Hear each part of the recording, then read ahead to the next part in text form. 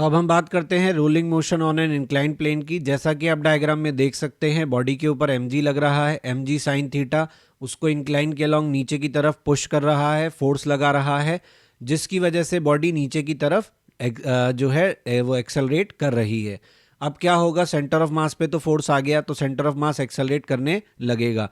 तो जो आपका पॉइंट ऑफ कांटेक्ट है वो भी एक्सेलरेशन ए से आगे जाने की कोशिश करेगा। इस केस में क्या होगा कि आपका कांटेक्ट सरफेस जो है वो आपके पॉइंट ऑफ कांटेक्ट पे फ्रिक्शन लगाएगा पीछे, क्योंकि पॉइंट ऑफ कांटेक्ट सरफेस के रिलेटिव आगे की तरफ एक्सेलरेट करने की कोशिश कर रहा है। इस फ्रिक्शन का सेंटर के अबाउट आपको टॉर्क मिलेगा। देख सकते हो इसका सेंस ऑफ रोटेशन ऐसा है कि ये आपको अल्फा एंगुलर एक्सेलरेशन देगा, जिसकी वजह से क्या होगा कि आपकी रोल करती हुई इस बॉडी को आगे की तरफ एक्सेलरेशन मिलेगा ए, और यहाँ पॉइंट ऑफ कांटेक्ट को मिलेगा आर अल्फा और ए। अगर प्योर रोलिंग है तो ए बराबर आर अल्फा हो जाएगा। इस केस में आपकी बॉडी क्या करेगी, प्योर रोल करती हुई नीचे की तरफ आएगी। अब हम मान लेते हैं कि इंक्लाइन का हाइट है h और यहाँ पे फ्रिक्शन लग रहा है f, इंक्लिनेशन का एंगल है थीटा। तो सवाल ने अगर हमसे पूछा कि बताओ कितना फ्रिक्शन यहाँ लग रहा है जिसकी वजह से प्योर रोलिंग होगी, तो उसके लिए हम क्या लिखेंगे, एफ आर बराबर आई अल्फा, क्योंकि फ्रिक्शन के टॉर्क से अल्फा आया है, M G sine theta minus F, equation बना सकते हैं हम, M G sine theta minus F बराबर एम ए होगा, ए बराबर आर अल्फा होगा, एफ आर बराबर आई अल्फा होगा।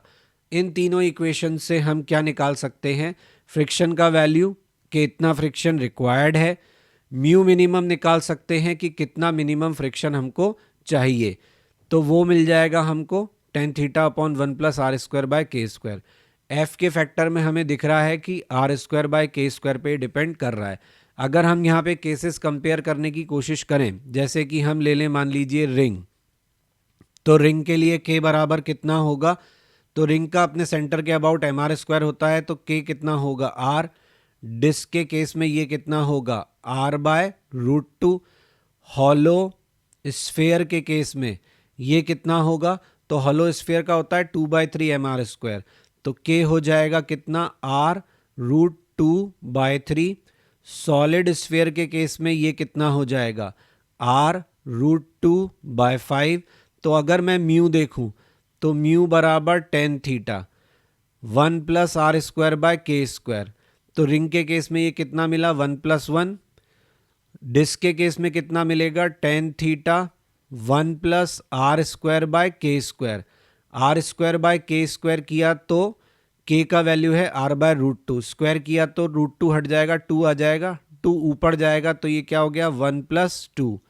फिर tan theta 1 plus R root 2/3, तो ये नीचे जाएगा आर स्क्वायर बाय ये, तो ये कितना हुआ 3/2, ये कितना हो जाएगा आपका।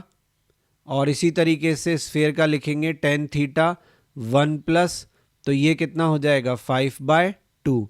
तो हम देख सकते हैं यहाँ पे टेन थीटा बाय 2 म्यू मिलेगा, यहाँ पे टेन थीटा बाय 3 मिलेगा, यहाँ पे टेन थीटा बाय ये कितना हो जाएगा 3/2 1.5, 1.5 प्लस 1 2.5, और फिर यहाँ मिलेगा टेन थीटा 5/2 कितना हुआ 2.5, 2.5 प्लस 1 3.5। तो सबसे कम म्यू आपको कहाँ मिल रहा है, जहाँ डिनोमिनेटर आपका सबसे बड़ा है।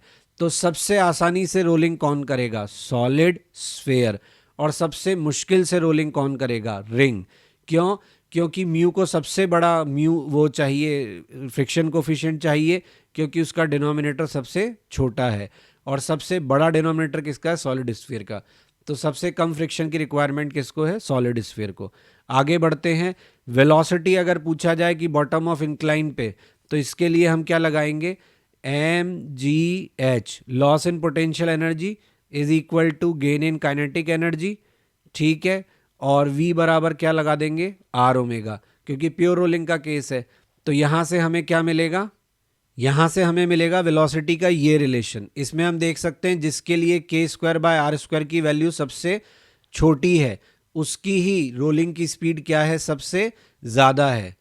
K square by R square जिसका सबसे क्या होगा, स्मॉल होगा। अगर स्मॉल होगा तो डिनोमिनेटर स्मॉल होगा, वी बड़ा होगा। तो देख लेते हैं, जैसे वी रिंग की बात करें तो वी रिंग कितना आएगा, under root 2GS sine theta, S हमारा डिस्प्लेसमेंट है, K square by R square. तो रिंग के केस में हमने देखा था यहाँ पे कितना आया था, जो हमारा यहाँ फ्रिक्शन कोफिशिएंट के लिए वैल्यू आया था उसको हमें क्या करना है, उल्टा करना है।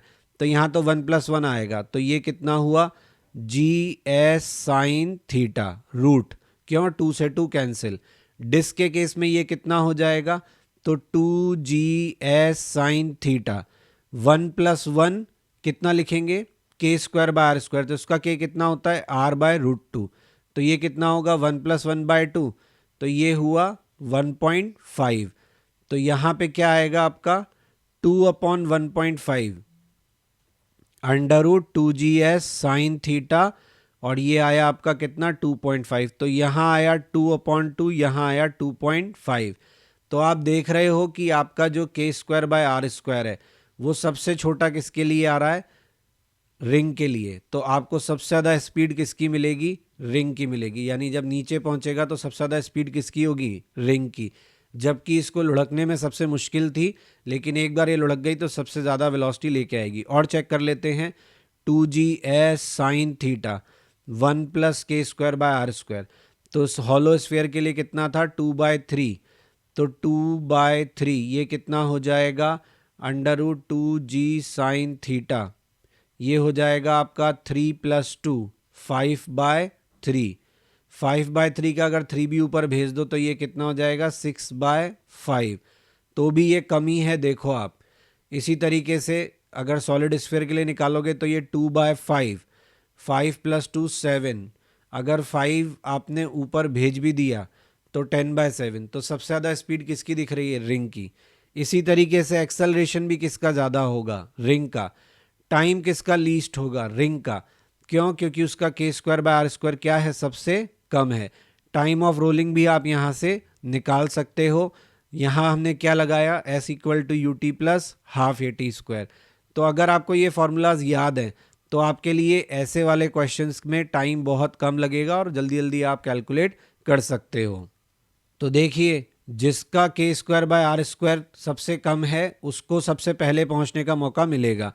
तो जो सबसे पहले पहुंचेगा ऑब्वियसली उसका एक्सेलरेशन भी सबसे ज़्यादा होगा, टाइम भी सबसे कम होगा, वेलोसिटी भी सबसे ज़्यादा होगी। एक बार फिर मैं यहाँ पे ट्रांसलेटरी मोशन और रोटेटरी मोशन का कंपैरिजन कर रहा हूँ, जो मैंने आपको शुरू में ही बताया था कि जैसे वहाँ हमारे पास force rate of change of linear momentum, यहाँ torque rate of change of angular momentum, F = ma तो tau = I alpha, linear momentum mv तो यहाँ एंगुलर मोमेंटम I ओमेगा, यहाँ एनर्जी ½ mv² तो यहाँ ½ I ओमेगा²। तो कुल मिला के F की जगह टाउ, M की जगह I, A की जगह अल्फा, V की जगह ओमेगा। तो आपकी जो लेफ्ट हैंड साइड है उसका राइट हैंड साइड यानी रोटेटरी मोशन के जो पैरामीटर्स हैं वो आप खुद यहाँ निकाल सकते हो। क्वेश्चन देख लेते हैं। क्वेश्चन में कहा है थिन हॉलो सिलेंडर है, स्लाइड करता है without rotating with a speed v। तो आपसे पूछा है कि रेशियो ऑफ काइनेटिक एनर्जी दोनों केसेस में, पहले केस में स्लाइड कर रहा है, दूसरे केस में रोल कर रहा है with same speed without slipping. तो हमसे पूछा है कि काइनेटिक एनर्जी का रेशियो क्या होगा। तो पहले केस में तो देखो वेलोसिटी हो जाएगी √2gh, ठीक है। और दूसरे केस में कितनी होगी, तो √2gh, S sine theta is h, 1+ क्या था, K square by R square. Hollow cylinder के लिए रिंग वाला ही फंडा लगेगा, यानी 1+1, तो ये कितना आया √gh। तो अगर मैं kinetic energy in case A, kinetic energy in case B लिखूंगा तो ऊपर तो केवल ½ mv² आएगा, नीचे क्या आएगा, नीचे आएगा ½ mv²। तो v होगा gh प्लस ½ I ओमेगा²। I क्या लिखोगे आप रिंग के लिए, mr², और ओमेगा को क्या लिखोगे, v/r। तो ये क्या हो जाएगा आपका v² r² कैंसिल हो जाएगा। तो ये कितना आएगा, ये ½ mv² आएगा। तो ये कितना हुआ, ये ½ mv², ये भी ½ mv²। तो हमें तो इनफैक्ट v की वैल्यू भी रखने की ज़रूरत नहीं है। देखो B के केस में काइनेटिक एनर्जी लिखोगे तो ½ mv² लिखोगे प्लस ½ I ओमेगा²। तो ये कितना आया, half M V square plus half M V square M V square. तो kinetic energy in case of A is only half M V square and in case of B it is M V square. तो kinetic energy of A upon kinetic energy of B, तो ये क्या आया half.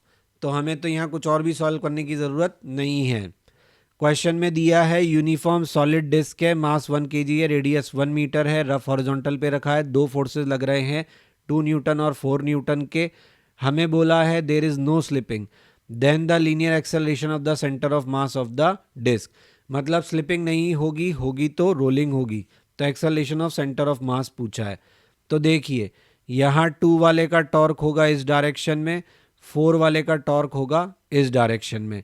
तो net torque कितना होगा 4r minus 2r बराबर I alpha. I disc का कितना हो जाएगा mr स्क्वायर बाय 2 अल्फा। ये कितना आया 2r बराबर mr square by 2 alpha. r से r कैंसिल, तो अल्फा का वैल्यू कितना आया 4 और ये कितना हो जाएगा 4 बाय mr। 2 इधर गया, m और r नीचे आ गए, 4 अपॉन m का वैल्यू कितना है 1, r का वैल्यू कितना है 1।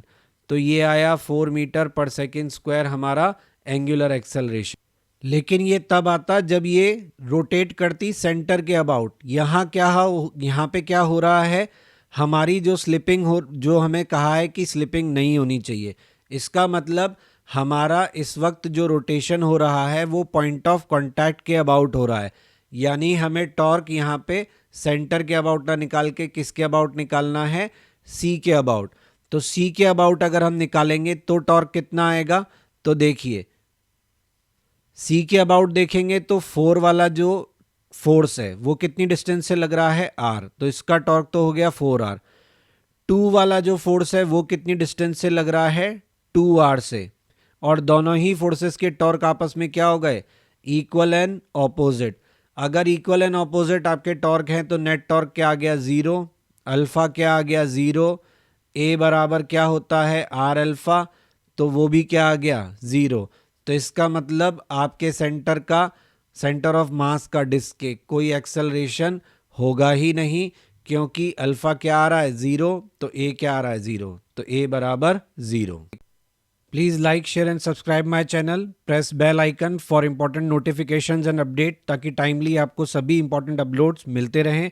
आप हमारा ब्लॉग भी विजिट कर सकते हैं, दैट इज़ क्वेश्चन नहीं बनता blogspot.com, जहाँ पे आपको सभी लेक्चर्स के रिटन फॉर्मेट में जो नोट्स हैं वो अवेलेबल हैं और क्वेश्चंस के सोल्यूशन अवेलेबल हैं। आपको कोई सजेशन है तो आप मुझे मेल कर सकते हैं, मेरा मेल आईडी यहाँ दिया हुआ है। फेसबुक पेज और इंस्टा पे आप टिप्स ऑफ द डे के लिए ज्वाइन कर सकते हैं।